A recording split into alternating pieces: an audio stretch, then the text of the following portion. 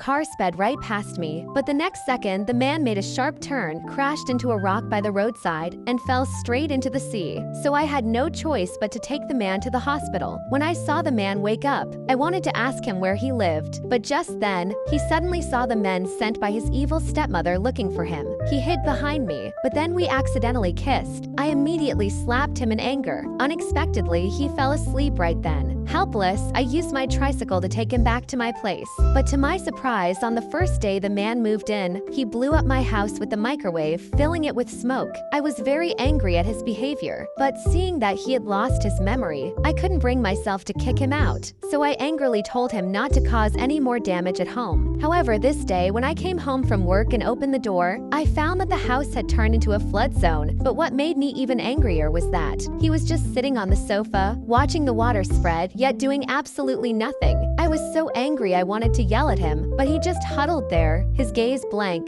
his whole body trembling. Turned out that when this man was a child, he had fallen into a lake. The suffocating fear had haunted him ever since. That's why he was especially afraid of water. In his clumsiness, he had burst a water pipe, and all he had done was grab a rag, tie a bow around the pipe, and leave it at that. Then he went back to the sofa and fell asleep. When he woke up, he found the living room already flooded. He was too afraid to go to the kitchen to turn off the water. He could only huddle there helplessly until I came back home. I could feel how terrified he was, so I quickly got headphones, played his favorite music for him. Soon he calmed down. When our eyes met, his gaze suddenly became flustered. Later, I noticed he would steal glances at me from time to time. He would even stare at me intently just because I was drinking a soda. When I caught him, he stubbornly denied looking at anything, but he didn't even realize he was holding his magazine upside down. It was both frustrating and funny at the same time. While I was cleaning, I was mopping the floor. The TV was playing a romantic scene where the male lead puts his coat on the female lead. He seemed to get inspired by it. He also picked up some clothes and stood behind me, but he hesitated, not daring to move. I asked him what was wrong. He stammered that he was afraid I would get cold, but looking at the blazing sun outside the window, I just found him both baffling and a little bit cute.